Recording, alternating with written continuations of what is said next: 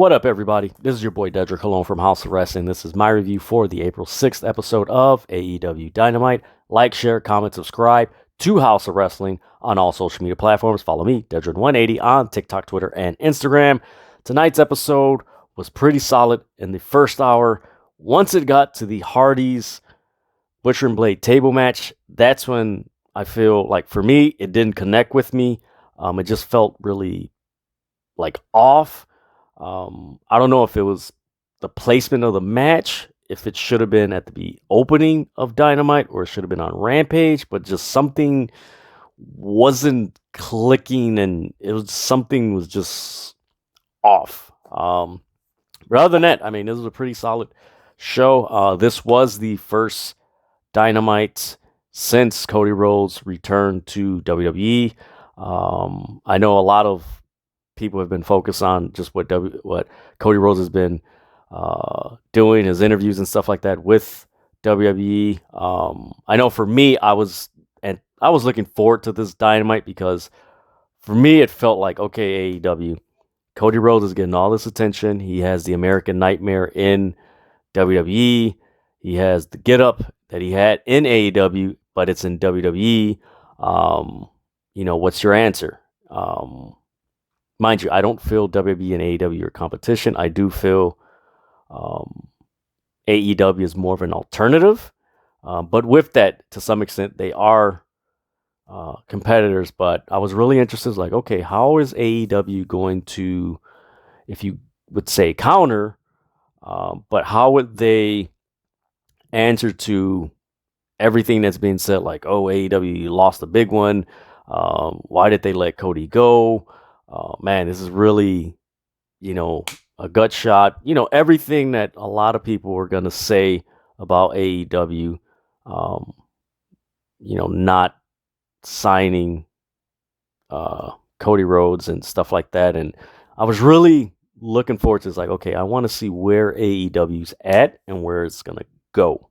And this episode answered a few questions, but then it still left a lot of questions to be unanswered. If that's something you could say. But man, this show, it started off with Adam Cole versus Christian Cage. This was a really dope match.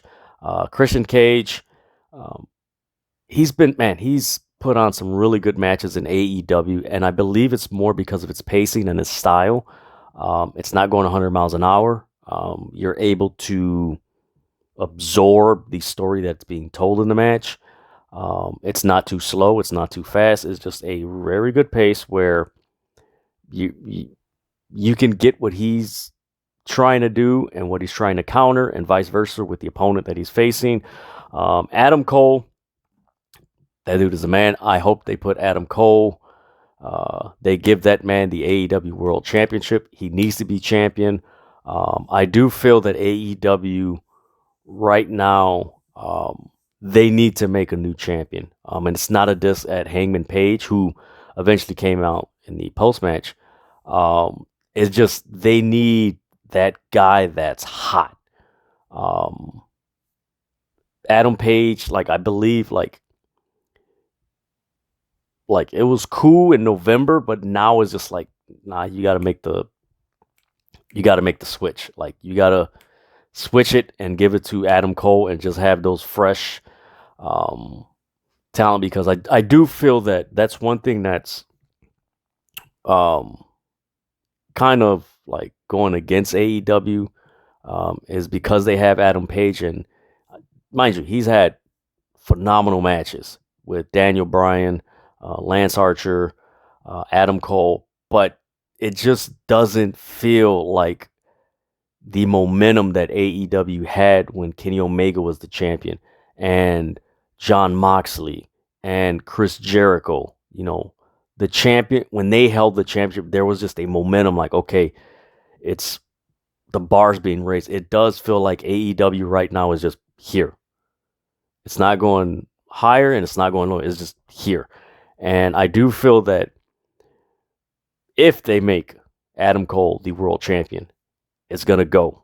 And if it's Adam Cole leading, going into Double or Nothing and facing CM Punk for the world title, now we got something where, because you got very two very good talkers, and it's gotta, there's gotta be a momentum. And I just feel like AEW right now, they have momentum, but it's not going forward. It's just here.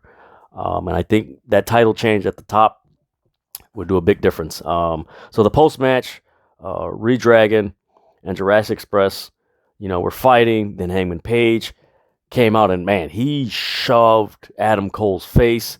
What was it that he basically told him? We're going to have a Texas death match. So yes, next week on AEW Rampage, you will have Adam Cole versus Hangman Adam Page in a Texas death match. I hope there is a title change, because it needs to happen. There needs to be a title change in AEW, and it's the AEW World Championship. But yeah, that was a pretty solid moment in match.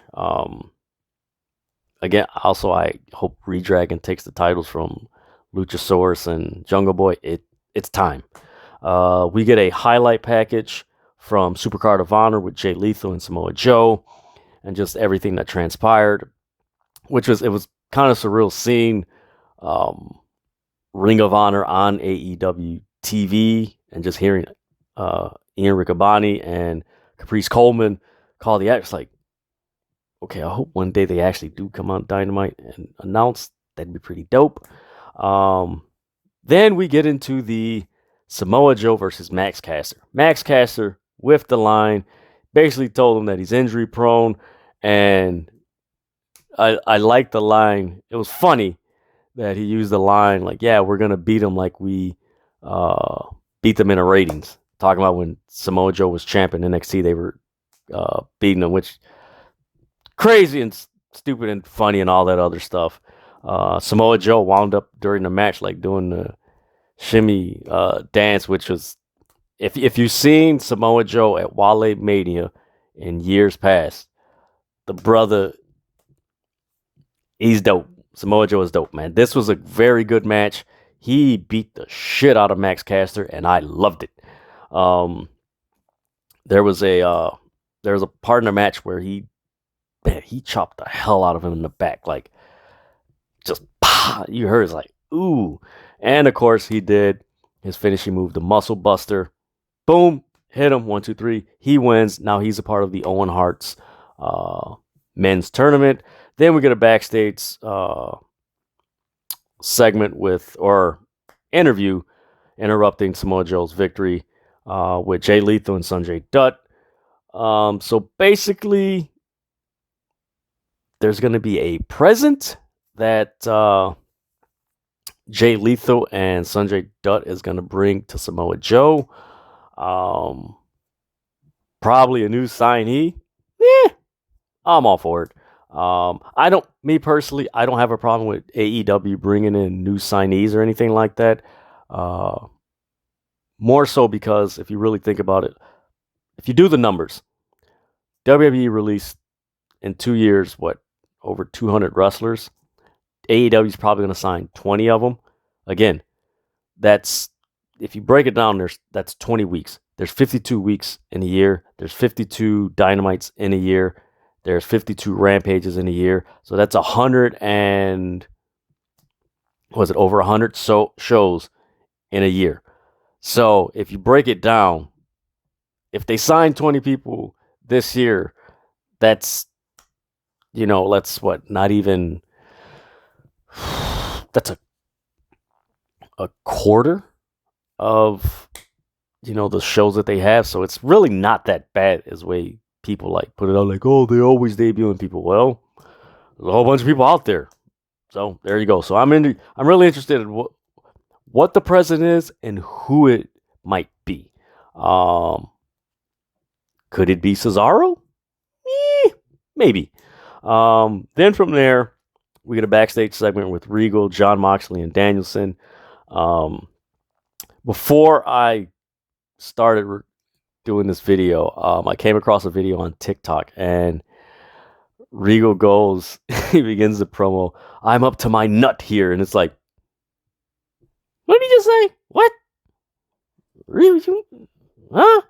But no, this was a really cool segment, there was a line by John Moxley where he was basically said it's going to be sounding like bones cracking and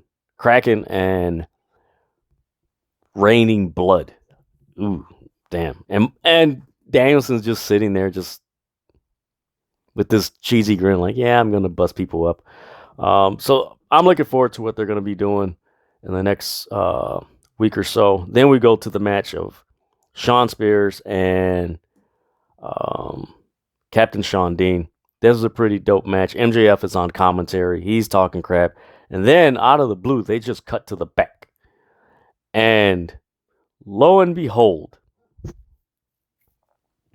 Wardlow beat the shit out of security in AEW. And I'm going to say, let me repeat that.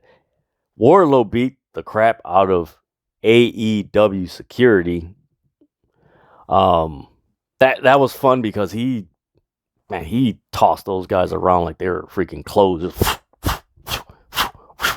I like the spot where he picked the guy up, the security guard in the crowd, and like threw him against the guardrail, and like the guardrail fell, and then you had the bigger security guards taking Wardlow back. And then it resulted in Shawn Dean with a roll-up pin. 1, 2, 3. Shawn Dean holds victories over MJF and Shawn Spears. That's pretty interesting. I believe we're going to have an MJF Shawn Spears match next week. Looking forward to that. That's going to be interesting. Wardlow, when he came out through the crowd, he was already getting the pop when it was revealed that he was busting up all the security guards in the back. But once he came out to the crowd erupted. It's one thing I do like about AEW's crowds. Like, man, they're so into the product that it makes it so fun to watch the product. So from there, we go to a backstage segment with the best friends. You got Wheeler Yuta holding the ROH Pure title. You got Trent Beretta and Chuck Taylor and Orange Cassidy. And basically, this was just Trent and Chuck. More Trent basically saying, I don't like you. I never trusted you. And, I'm going to break your... what do you say? He was going to break his spirit or break his body or what have you. And we're usually just like, get the hell out of me. Swiping his hand because he was pointing his finger in his face, and Wheeler just smacked it away. He's like, no, get the hell out of here. And he just walks away. I like this attitude by Wheeler Yuta.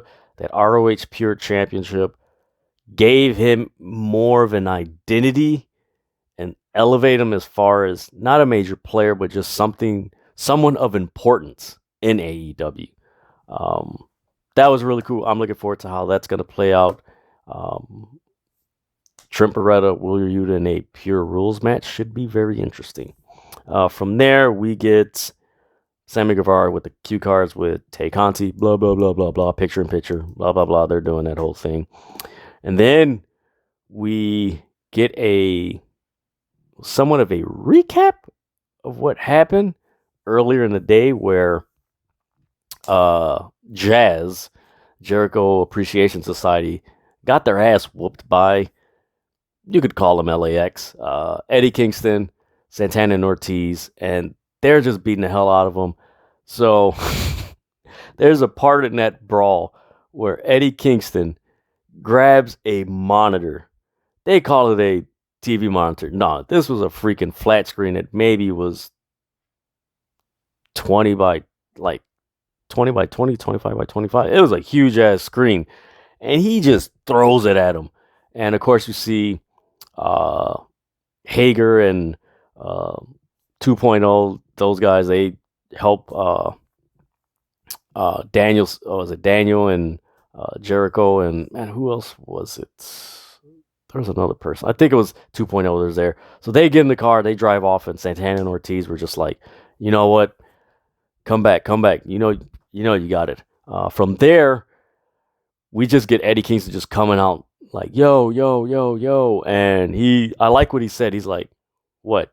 You guys expect the music? Nah, we're getting to the point. I love that line. That's one of my pet peeves about not only in AEW, WWE, just in wrestling in general. Like, if you have something to say, what the hell you have your music queued up for? Just grab the mic interrupt the dude. Like, what is you play my music and then I'm going to come out and then I'm going to talk? No, that whole scenario of a wrestler interrupting another wrestler and having his intro and music play. That's an Attitude Era trope that needs, like, they need to get rid of that crap because it makes no sense. It's not realistic. If someone's going to interrupt you, and if you're doing case in point, the Oscars with Will Smith and Chris Rock, Will Smith isn't going to have them play, like, he didn't have the music play, and then, you know what, I don't like this, and then Snyder's like, no, he just walked up like, oh, crap. It wasn't right or anything, but you guys get what I'm saying, like, just cut it. I like the fact that Eddie Kingston, Santana, and Ortiz, they were themselves, and I love that they were saying on site. And if you guys don't know what on site means, it is a street term that means wherever I see you, you're getting your ass beat. That's what it means. And that's what they were basically saying. Wherever we see Eddie Kingston's, like, if you're with your family, on site. You know, Santana, if you're at a concert or trying to, on site. And basically next week it's going to be a 6-man tag, Eddie Kingston and Santana Ortiz versus Jericho and I believe 2.0. I could be wrong, but it's going to be a 6-man tag. I like that Eddie Kingston used a reference. He's like, we're going to take it back to when how Junkyard Dog and Butch Reed were beating each other in the Silver Dome. Because they're going to be, I believe they're going to be in New Orleans next week. And I'm like, ooh, I love that callback. And if you haven't seen that match, Google it. Junkyard Dog, Butch Reed, Superdome. Man, I believe it was at 83 or something, 84, something like that. Check it out. Ooh, boy, that was a good one. From there, we get a promo from Jade Cargill. She had these really cool glasses that said, that bitch on her. I love her presentation. We got a shot of her baddies. Good job, Jade Cargill. Good job. Keep bringing them every week on Dynamite, on Rampage, on pay-per-views, wherever. Just keep bringing them. But no, this was really cool, and she basically was talking about Maria Shafir. You know, she's this, she's that. You know, they call her the problem. Well, guess what? I'm the problem solver. Interested on where that match will take place and how that match will take place. Is Jade Cargill going to get her first loss? Very interesting. From there, we get a backstage segment with MJF and Shawn Spears. I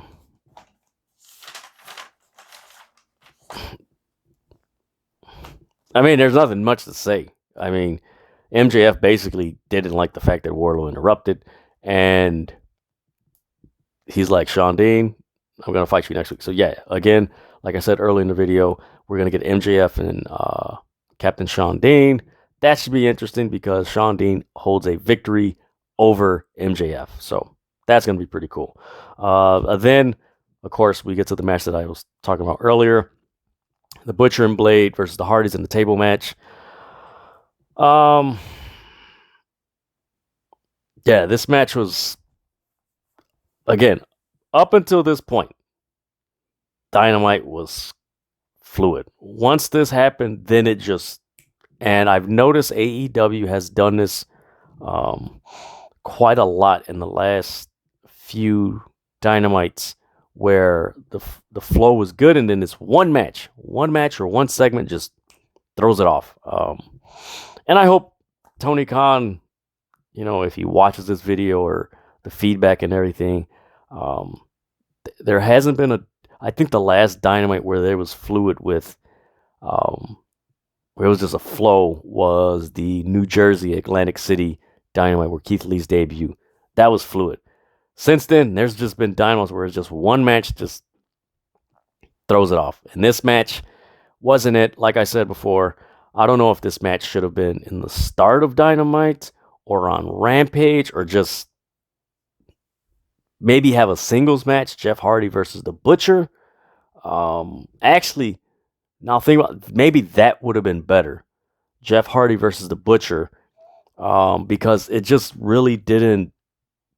The match just felt too long. It looked like they had too many tables. Um, the spots were just very clunky. I don't know if Jeff Hardy was injured or just it was just something just didn't fix. Like it didn't fit.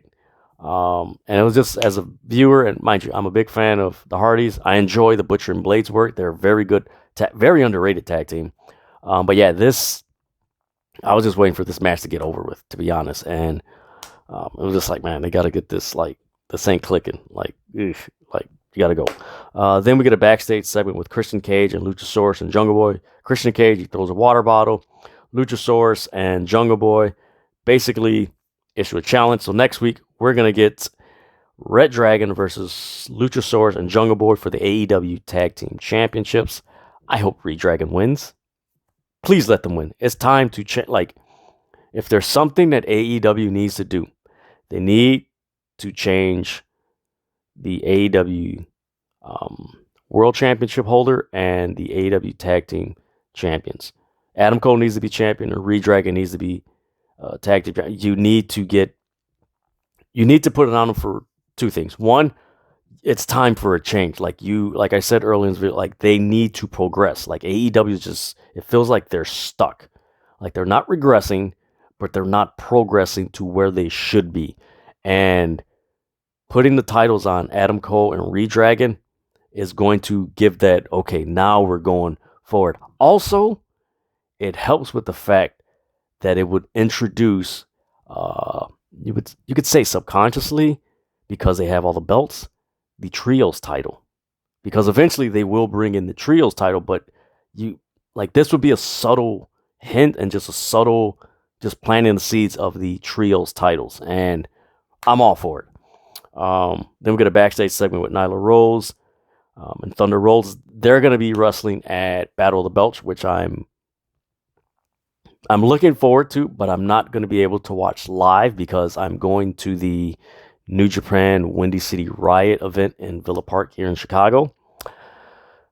So I'm going to have to watch it later, and that's the day before Easter. And Easter, I have a lot of big things, so I'm going to figure out. I will do a review of that, guys. Then we get a backstage segment with Jamie Hayter and Toni Storm. This is going to be dope. They're in the Owen Hart women's tournament, and they're basically talking about how I can't wait to face you, and just you can feel that tension and everything. So I'm looking forward to that matchup in the tournament. And I like that Tony Schiavone kind of gave a foreshadowing, like, you two could eventually wrestle in the Owen Hart's women's tournament, which is like, okay, they're gonna possibly, more than likely, they're gonna do it. Then we get a match between Hikaru Shida and Julia Hart. This is, of course, for a spot in the Owen Hart Women's Championship, or the Owen Hart's tournament. This is a really solid match. I like the fact that Julia Hart was being very heelish in this match, to the point where she was gouging the eyes, and then another point where Brian Pillman Jr. and Griff Garrison, they come to the ring and they're like,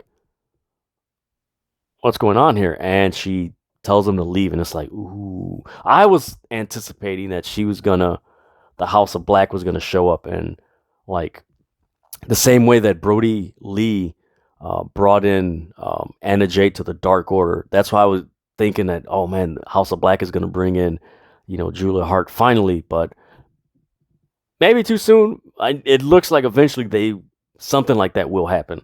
Hikaru Shida wins. Then you get Serena Deeb's music.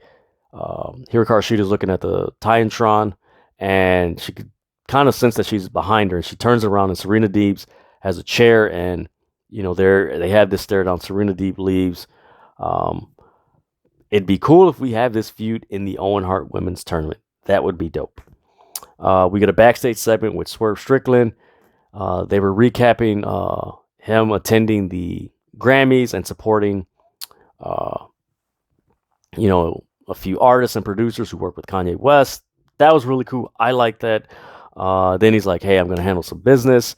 Then you get Ricky Starks and Powerhouse Hobbs. They jump him. They're beating him up. Then you get Keith Lee helping out.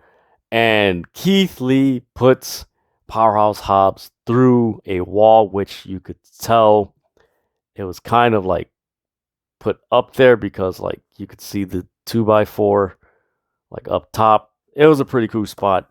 I like this team of Ricky Starks and Will Hobbs, and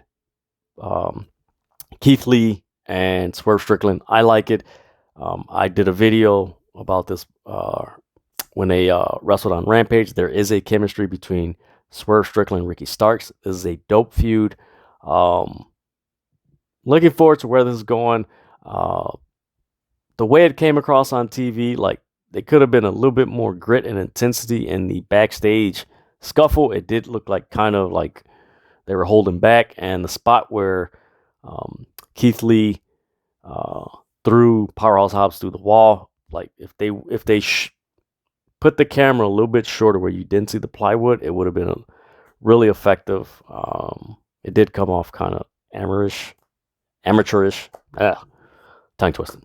But yeah, that was pretty interesting. And in the midst of all this, and they were giving, of course, they usually give the match card announcement before the main event.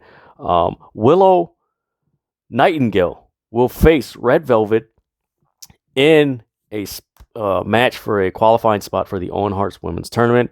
I hope Willow Nightingale wins because she looked very impressive in Ring of Honor. This is going to be fun how this plays out. I hope Willow Nightingale wins. She should win. She had an impressive outing against Mercedes Martinez at Supercard of Honor, so looking forward for that match. And then we get the Young Bucks and FTR. I like the fact that they started this match with Bobby Cruz, ring announcer from Ring of Honor. This was cool. This was a match. It's hard for me to rate how this match was against the first one because, like they said on commentary, it was 18 months, so it's been a while since they first had that match. But I do got to say, this added to the, you could say, the face turn that FTR is experiencing. The crowd was chanting FTR Young Bucks throughout the match. There was a cool spot where both FTR members had the sharpshooter on the Young Bucks. There was a cool spot where Dax Harwood did a superplex, and then Nick Jackson did a Hurricane Rod at the same time. Like, there was so many spots that normally you would see two teams do different moves. Coincidentally, they would just, if somebody does one teammate does a suplex, another one does a power bomb, but it was like the opposite. Like, one team did a suplex and the opposite team did it was like really cool. I've never seen that before. I haven't seen it in a while, a team doing that, but that was a really cool wrinkle to it. Rick Knox was the referee, which he did pretty good.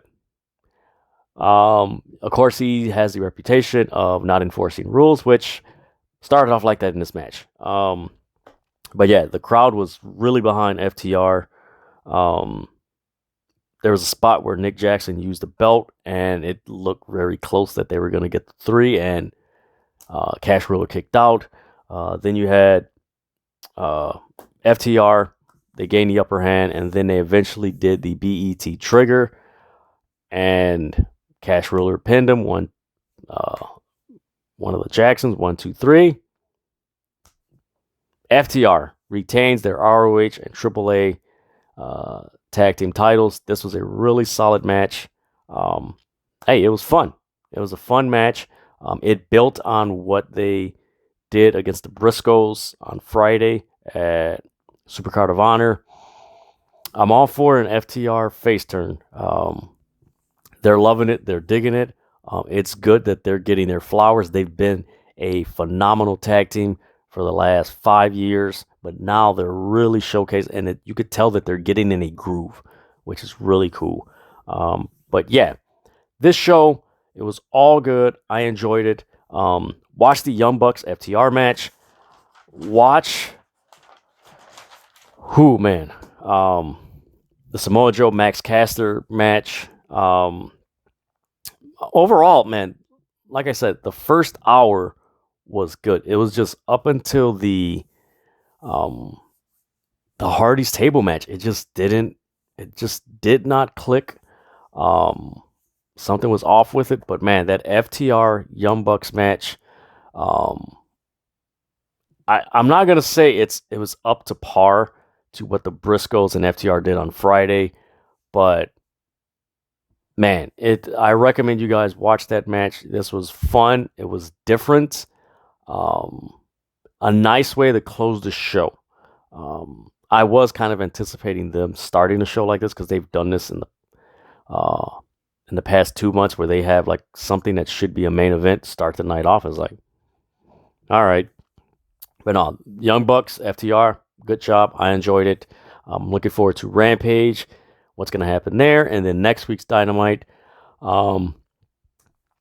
Hey, this was a pretty, I don't want to use decent, but this was a really good show considering you could say the flack that AEW is getting since Cody Rhodes returned to WWE from a lot of fans. This was a shot. This was a decent, really good show. Really good show. The crowd was really into it, which is a good thing. But yeah, I mean, I'm interested how this is going to play out, how the Battle of the Belts is going to play out. And, you know, by the end of this month, are we going to have new AEW World Heavyweight Champion and a new AEW Tag Team Champions? That's what I'm interested in. But it was fun. But yes, this was my review for the April 6th episode of AEW Dynamite. Like, share, comment, subscribe to House of Wrestling on all social media platforms. Follow me, Dedrian180, on TikTok, Twitter, and Instagram. And like I always say, stop fighting over wrestling. Like, there's so much stuff going on, good stuff. Cody and WWE, AEW, the Young Bucks, FTR, Adam Cole, that CM Punk, that whole thing. Impact Wrestling, ROH, where that's going to go. There's so much good thing. Just stop fighting over wrestling and enjoy it. Like, summer's approaching. There's going to be more wrestling events happening. So I'm looking forward to that. So with that being said,